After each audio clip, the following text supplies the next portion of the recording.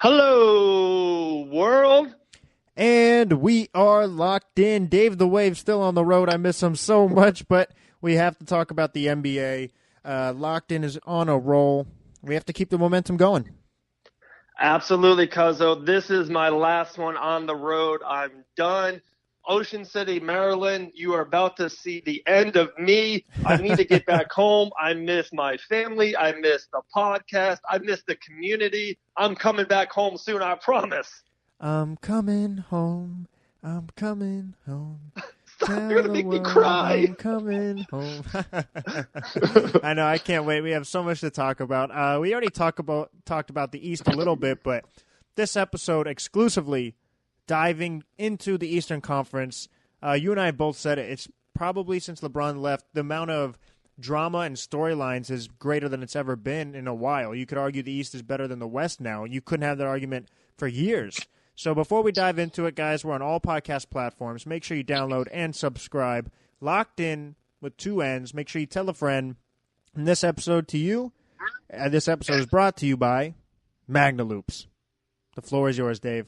Do what you do best. MagnaLoops.com, or you can just check them out on Facebook and you can buy it there.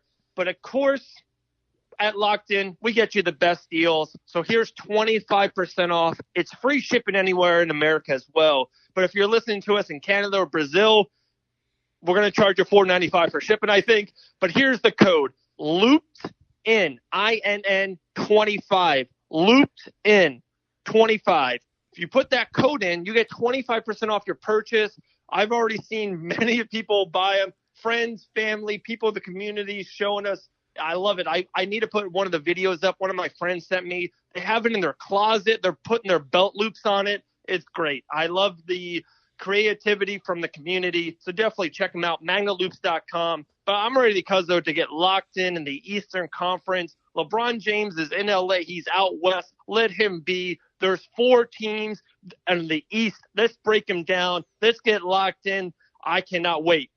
Take it away. Cool. I would say the top 4 teams in the East, you could argue, are the Boston Celtics, the Toronto Raptors, the Milwaukee Bucks, and the Philadelphia 76ers. So let's just start with that. Is that we're in agreement there? Those are the top 4 teams in the East. Absolutely agree. They're the only 4 teams that matter. The rest of the 4 are irrelevant. Brooklyn, Detroit, Indiana, Charlotte, Orlando, Miami, Chicago, New York, Washington, Atlanta, Cleveland. You're officially locked out. Okay, yeah, I agree. I mean, Washington going into this season had high aspirations. You know, Bradley Beal, John Wall. Can Dwight Howard make it work? Otto Porter, Oubre. But yeah, they've been a disappointment so far. And the teams that they're playing against have accelerated and enhanced and got better and acquired Jimmy Butler. So that being said, in my opinion, I've said it before, I'll go on record saying it again, is the 76ers are the team now to beat in the East. Well, the Bostons, I'm sure, are still the favorites. But in my mind, in my eyes, I'm locked in on the Philadelphia 76ers for these reasons. 1, can it be an issue? Yes. Is there potential for it to go wrong? Yes. But there's a lot of potential for it to work. And on the court, I feel like it works as long as the egos can fall in place. And Ben Simmons, Dave, I know you agree with this. We believe he's probably the next best player in the league. He's a 6'10", young point guard. We did a list. Check it out on all podcast platforms. He was both Dave and I's number 2 best young player under 25 years old behind Giannis, and then Joel Embiid. And he's playing like an MVP. He's putting up MVP numbers. You even said it, the best center in the league right now. And then you add what they need. A wing defender, a wing scorer, somebody who can hit threes consistently. Not the best three-point shooter, but hit them consistently. And then what people are forgetting, you still have J.J. Redick. J.J. Redick is a sharpshooter from Duke, where Dukie's here. And on top of that, I'm not done, Dave. On top of that, you could say what you want about Markelle Fultz. Those 4 alone, in my eyes, is enough to win the East because they just have overwhelming talent that I believe will work out. There may be some bumps and bruises like any team that's just new and forming together and meshing together and gelling. But just like how my Lakers are, they'll get on a win streak and they'll win more games than they are losing. So that's my take on the 76ers. Obviously, we'll dive in depth a little bit more with Boston and the rest of the teams, but the floor is now yours. Okay. Thank you so much. I completely disagree with the Sixers. I think they're too young. I think you made too big of a trade. I know it's early in the season. They have the whole season to go through. But it's really hard not to have the off season, not to lose together, to get over that hump and then win big. I think the Philadelphia 76ers are not the best team in the East. I don't even have them second in the East. I have them in the third spot, and I don't think that's being overly critical on them either. You named Simmons and Joel. Jimmy's great. Sharpshooter Redick. Won't argue those, Max. Great 4, great 3, a big 3, a legitimate big 3 in the East. No argument here from me. But the rest of their squad, it's a team game. In the playoffs, you go 7, 8, 9 deep. There could be an injury. There could be foul trouble. There can be a guy just having an off night. Who is the backup center or the backup power forward for the Sixers? Yeah, I'm waited. Give me the backup point guard. I think Fultz is a complete bust. So you said him almost as a positive. He is a negative. They should have drafted Jason Tatum, Donovan Mitchell. Complete bust, first pick overall, kibosh. So I have a great 3. Redick is a good, pure shooter at the 4. Love it, buddy. Their bench, I don't trust their coaching. I don't trust their youth. I think Philadelphia will not make the Eastern Conference Finals. Rebuttal, please. Well, first of all, for the rest of their roster, Amir Johnson's not a bad player. I get your point. I'm not saying they have a strong bench, but Wilson Chandler, Amir Johnson, like these players, TJ McConnell's a solid backup point. He does his job like a Dellavedova did. Obviously, their draft pick is hurt right now. I think Zaire Smith. But they don't have a terrible bench. Obviously, it's not as deep as Boston. And that's not my argument. Like Boston, 100% in agreement with you, is a deeper roster, better coach. And they are the team to beat. I'm sure they're still the favorites in the East, and not disputing that. They are the team to beat, and I'm sure they'd be the favorites. But with the 3 that I have there, and J.J. Redick spacing the floor, I think is enough to overcome the depth. We've seen teams with depth lose, and we've seen teams with depth win. So it's basically who can implement their game plan well, and that's why I think the Boston should be the favorite, is because of coaching. I just have a gut feeling, I just have a locked-in feeling that Ben Simmons' IQ is just ahead of everybody in the Eastern Conference. I said it. I think it is, and I think with him and Joel getting rejuvenated with Jimmy Butler, and I think Jimmy has a lot on the line. He can lose so much with his reputation if this goes wrong. I think they make it work, and that's why I have the 76ers as my number 1. I don't know if you're ready, but my number 2 is Boston. And I was going to say just real quick on the end of it, you said IQ about Ben Simmons. Great point. But I will double down on my IQ of my number 1 team of Boston with Coach Brad Stevens.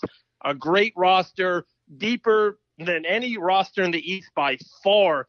They have legitimate Marcus Smart and Rozier, bench players. Marcus Morris, bench players. They are just stacked and loaded all over the place. Jaylen Brown, Jason Tatum, Kyrie Irving, the finisher of all finishers, a legit center, all-star big, Al Horford, Gator, great. They are stacked. They're easily the number 1 team. They're going through this early season right now just on cruise control. Trust me, they will pick it up. They will stack up wins soon. Boston in the postseason with Brad Stevens is the absolute team to beat in the East. I'm in agreement with you. They should be the favorite. I'm not a big fan of the cruise control mode. I understand the Warriors going in cruise control mode, and that's pretty much about it. If you haven't won a championship, if you haven't proven that you're the best team in the league, I don't think you should really cruise. So that's where I disagree with you a little bit. And I'm not saying that they're playing hard every single game. I just don't agree with cruising when you have a lot to prove, and you're going to be the underdogs if they make it out of the East against the Warriors. You should be the hungrier team, and you should instill that in all your players. Hey, night in and night out, we have to play hard because when we play the Warriors, we're going to be outnumbered. We're going to be outstarred. And we have to have that play hard mentality every night to get a couple wins that we may not get if we just played regular. But to your point, this Celtics team is the favorite in the East. They are just deep. Terry Rozier, there's a little interesting drama or rumors that he may not be on the team too much longer, Dave. But like you said, this team is looking nice. I guarantee it, though. I'm going to go on record and say this. Gordon Hayward won't be a Boston Celtic for too much longer. I'm sure he plays the rest of the season, but I guarantee you by next season or years to come, he'll be off this team. That is crazy. I talked about Boston. I went about how deep they were. You're absolutely right. I didn't even mention Gordon Hayward, who was an all-star from the West. Great point. I totally forgot about him. Real quick on your Terry Rozier, and then I'm going to move to the Toronto Raptors if I could. They're my second pick. Philly, like I said, is my third. Real quick on Terry. He's a young player, and he's about to get paid big, mega money in the NBA. So this might work out, I think, well for Boston. You trade him to one of those teams that has money, that has the potential to make Terry a better player in the future, but you can get a savvy, good veteran, a postseason type of player back for Terry Rozier. And that's when I think Boston, it's like one of those things, you get a player after the All-Star break, a late addition to your team. You're like, oh, my gosh, he fits perfect for that team. Maybe you trade him to Phoenix for Trevor Ariza. Just, a name, a postseason, a valuable player, guy, a glue guy, a PJ Tucker type to Houston maybe. I'm just throwing out a couple guys. So I think that Terry Rozier is a little golden nugget that they have that will elevate Boston even more. But okay, let's go to Toronto real quick. By the way, Max, they're 12-1, the best record in the NBA.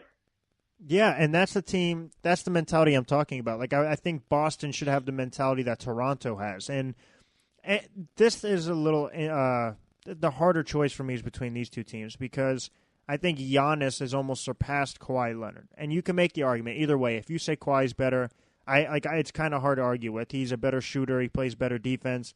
But if you say Giannis is better, he's playing better right now, so I wouldn't really argue with it there. So let's just take that for what it is. Let's just say they cancel each other out.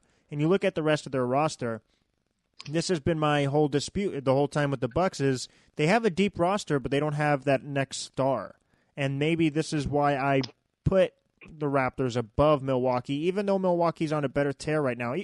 Toronto's still playing great right now. They're playing great basketball. I mean, they're not on the Warriors level, but for the East, they have a good record. And Kyle Lowry is your second star, an experienced former all-star point guard. Who knows, he may be an all-star again. So you have him. You have Serge Ibaka, who's interior defender who could stretch the floor and shoot threes. Danny Green plays defense, shoot threes. I like Greg Monroe down low. You have C.J. Miles. And they have a lot of young, long, athletic wing defenders. And you still have Valanciunas. So, they have enough pieces that I think will overwhelm the Bucks. The Bucks may have the number one player, but I think there's too many pieces for Toronto. And I think their coach and their system is clicking. And obviously Kawhi is going to be a free agent next year, or he can sign where he wants to go. So this is his year to prove his worth and how valuable he is to a team. Yeah, wow, I agree. No, Toronto comes at you in waves. Frank Van Fleet, Serge Ibaka, they have two young guys, both last names I can't pronounce, so I'm not even going to try. The Anunoby they or really Anunoby? Go with it. I got to look at it again, but I know exactly what you're talking about because I'm like, you know what? I could try to pronounce this. I don't want to butcher his name, but the OG Anunoby. Yep, Anunoby and Sycam. Yeah. Yep. Hey, pretty good, right? Yeah. No, they're stacked. They really are. They go really deep. I think they've been into the postseason now for 5 to 6 straight years. They've lost together with this unit, and I know not Kawhi, but Kawhi to me is just a way better version of DeMar DeRozan. But the rest of this team is together. 2 through 7, they're the squad that lost to Cleveland over and over again. So sometimes in life, I think that's great is to lose a couple times. You show grit. You know what not to do in the postseason. And to me, the Bucks don't have that. And I love the Bucks this year. They're 10-3 right now. Giannis, to me, is the best player in the NBA right now. We won't get into it, Max. I know you don't agree with me, and we can agree to disagree. That'd be another podcast. Giannis versus LeBron right now. But I think Giannis is the best player. But 2 through 7, Toronto is stacked. They're my number 3 team. My number 2 team. My number 3 team is Philly. You talked to them about enough. Ben's great. Jimmy's great. Embiid is great. And then 4 is the Bucks. Middleton might be the most underrated player in the league. Does that have a little bit of merit to you? when you say in the league, it just it's. I don't want to say you're hyperbolic because it's a legitimate point, but it's just a big scale to say in the league. I would say that he's definitely an underrated player. Like, that's for sure. Like, he's definitely putting up good stats. And, like, he makes an argument to be an all-star in the East. I don't personally think he is, but I see your point. Oh, he's locked in. 100% locked in Eastern Conference all-star this year. Okay, well, Chris Middleton. While we're here, I'm sure we'll do a podcast doing the draft, which actually I really do want to do here shortly. All podcast platforms. We'll release that episode where you and I do a draft of the NBA All-Stars. Okay. But in the meantime... Okay, let's just name it off the top of my head in the East. You'd have Giannis, you'd have Kawhi, you'd have Joel Embiid, you'd have John Wall, you would have Kyrie Irving. You can make the argument for Ben Simmons, now Jimmy Butler. The list is now starting to get a little thinner. I know Kevin Love is injured. Let me see. Yeah, he doesn't make the team. They're 1-11. You talking about Kevin Love? Yeah, he's injured. That's 7. Victor makes it from the Pacers. Yeah. Oladipo, definitely. That's 8. No, Kemba Walker for the Hornets. He makes it. That's 9. No one from Chicago. No one from Miami. No one from Orlando. No one from Brooklyn. Maybe Blake Griffin. Maybe for Detroit. Yeah, he makes it. 10. He makes it. That's 10. You can make the argument for Hasheem Whiteside in Miami, or look, he may not deserve it, but Dwayne Wade's going to get some votes in his last year. Oh, Cuzzo, come on. Dwayne Wade, an all-star. How about you make Carmelo Anthony an all-star? Get locked in. Don't mention Dwayne Wade under my breath on an all-star team. He did. Carmelo made the all-star team in the East when he was in New York when he shouldn't have. Kobe Bryant. Kobe Bryant got more all-star votes than everybody in his last year. Was he an all-star? No, but he did because of his legacy, and people wanted to see him one last time. Is Dwayne Wade an all-star? No. Dwayne Wade's... He averaged 18 points a game. Dwayne Wade's not even playing minutes. But you're missing my point. 18 points in the game in the West isn't an all-star. He got it because of his name, and it was his last year. Should Dwayne Wade be an all-star? No. But I'm just saying, don't underestimate what the fans will do because it's his last year. That's my point. He may not. Another point you're missing is Andre Drummond's an all-star. He's been an all-star a couple times in a row now. So you're looking at that's 11 with Andre Drummond. Andre Drummond is not an all-star this year. I'm just saying he's going to get votes. And then on Kyle, we didn't even mention Kyle Lowry. Kyle Lowry may get it. Oh, my goodness. Cuzzo, we talked about the top 4 teams. Now we're talking about the Eastern Conference All-Stars, and I'm about to go for an hour. You mentioned Lowry, Wade, and Monroe and Kevin Love over Chris Middleton, averaging 22 points for the freaking 10-3 Milwaukee Bucks. Are you kidding me? I'm being very honest right now. I'm not somebody who, and I'm not saying that Gordon Hayward will get it, but you can make the argument someone else on the Celtics could get it. Maybe Jason Tatum gets it. I think Jason Tatum's better than Middleton. That's just my personal opinion. But I'm not saying Middleton's a bad player, but I just think you're jumping too far ahead without looking at the rest of the teams in the East. Bradley Beal's an all-star. That's 12. Am I wrong? You like Bradley Beal. Gator great. That's 12. I absolutely love Bradley Beal. He's one of my favorite players in the league, one of the most underrated players. I'm hoping he's a Laker by the end of this year. But the Wizards are 3-9.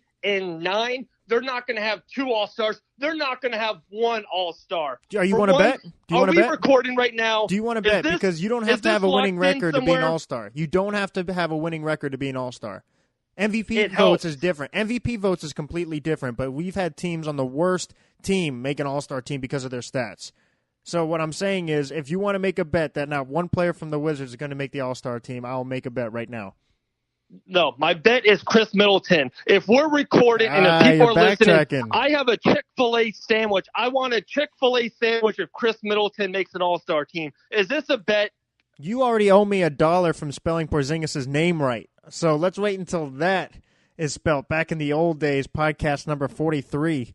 Are you calling me out right now with Porzingis' name? I told you not to tell anybody. No, but seriously, Dave, come on. I got you there. You backtrack from the Washington Wizards. You know one of them's making the All-Star team. But there's a shot. There's a shot. I guarantee you I'll put 5 Chick-fil-A sandwiches. It won't be both. There could be one. John Wall is he's a big name in the league. He's a veteran. He's a really great player. So he could make it. But what started this whole debate, this fun conversation, was Chris Middleton being an all-star. Do you want to take that bet, or do you want to just say, let me sit on it and simmer, because I'm ready to put a Chick-fil-A sandwich on Chris Middleton's all-star appearance? Let me just sit on it for 1 second. I'm looking at these teams that are all in the East, and I'm just looking at their teams, and I'm thinking about who's on their roster. Obviously, you got Trae Young. He's not going to make it yet, even though he's playing very well. Zach LaVine's playing great. Yeah, Zach LaVine's playing pretty good. The Magic, Aaron Gordon, is he an all-star? So I'm just thinking of all the people. D'Angelo Russell on the Nets, is he an all-star? I'm just thinking here. I'm going to hold off on it for right now. Just so I can come in here with a clear mind. My point to you is he may very well be an all-star. But I'm just saying don't skip over the rest of the league in the Eastern Conference, because there's some studs in this Eastern Conference. There is. The conference is on the rise. LeBron went out west, so now all the general managers, all the owners are saying, guys, it's time to win now. All of our assets, all of our young players, Boston and Philly have been growing this team forever. Milwaukee's been growing all these young players. Toronto says, hey, we're going to risk it all. We could have just been good and keep DeRozan under contract. They're like, no, let's go for the championship. They went after Kawhi. They went to try to win the East. I love it. The East is loaded. It's stacked. It might be the best it's been in 20 years. I love these teams in the East. Big things are happening for the Eastern Conference in the NBA. 100% agree. So the bet will hold off for right now. I have a feeling I'll make this bet, but not at this particular podcast. But for the moment, guys, myfitmeals.com.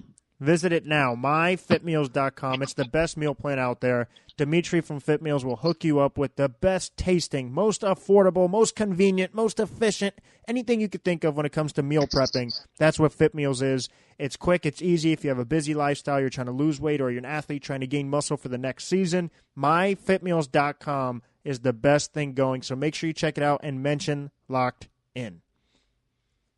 Hey, couldn't say it any better myself. Well, thank you, sir. Is there any last words you'd have to say about the Eastern Conference before our debate with Chris Middleton? Is there anything else? No, I really think it's a 4-team race. Indiana's solid. Charlotte's having a decent year. Detroit's better than what people think. But to me, the rest of the East is garbage. Washington, overly disappointed. Miami's even being disappointed right now. Washington, I'm not even going to bring them up. The Knicks in 3 years might be decent, maybe one day in my lifetime. But Toronto, Milwaukee, Philadelphia, and Boston are all locked in. The Final Four in the East, I cannot wait. I can't wait for the semis and the Eastern Conference Finals this year. That's my 2 cents. I think it's great. I hope everyone listens, downloads, subscribes, tell a friend, tell a neighbor. Couldn't have said it any better. Like always, guys, Stay locked in.